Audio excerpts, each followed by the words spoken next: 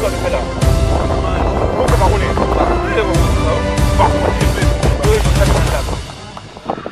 Apa lapor ni, men?